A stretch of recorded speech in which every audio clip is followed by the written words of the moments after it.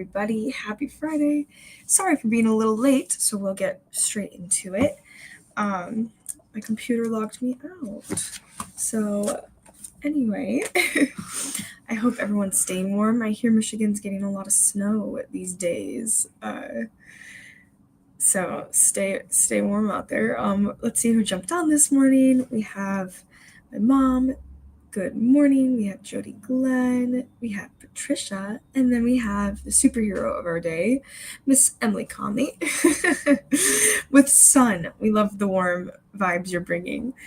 Thank you for texting me that code. Alrighty. So I thought today was a very interesting devotional title. I was like, I'm not going to relate to this. And then I read it and I was like, this happened to me last night.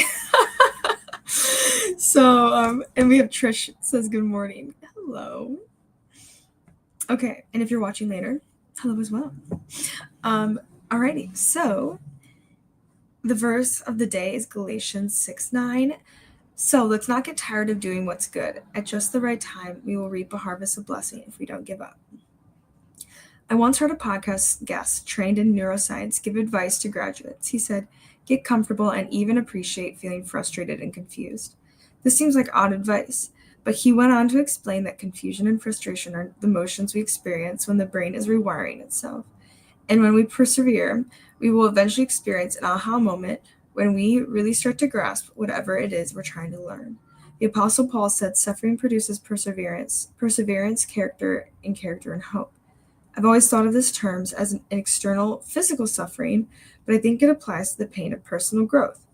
And when we have a confusing or frustrating day, when we don't make as much progress as we hoped, when we feel inadequate for what we're trying to do, and when we can't quite seem to understand, when nothing really goes as planned, we can see it as a sign of a failure, but not a sign of failure, but moving forward. And in these moments, it's tempting to criticize ourselves or give up. Instead, we can recognize that we're doing hard work. We're living with courage, and we're choosing to grow, and we are doing so much better than we know. And so our Just for Jot today is, God, I want to learn, grow, and move forward with you for a lifetime. And so what's a time that you experienced confusion and frustration that eventually led to learning and growth? I think the biggest thing is, for me, is the adjustment of plans. Even last night, this whole week has been, I think I said this last year, it's like the busiest time to be in New York.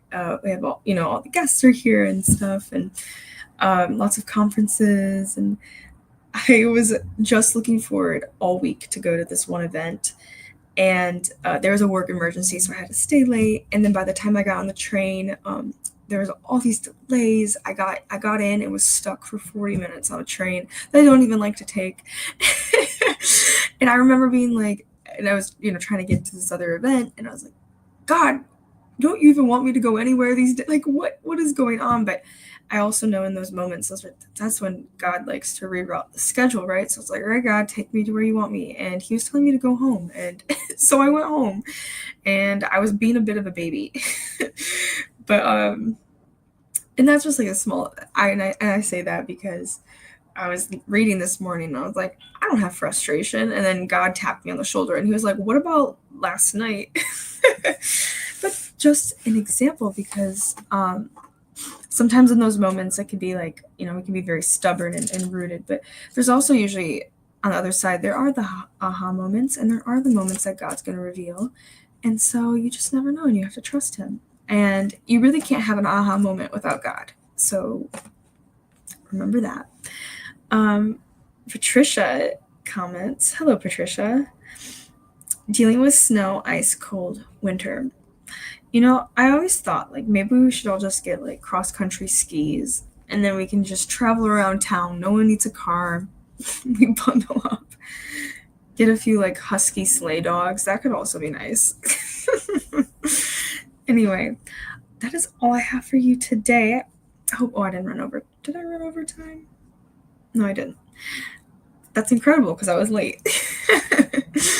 But I hope you stay warm this weekend and take it easy, take some rest, and I will see you next week. Love you all, and go and be the hands and feet of Jesus.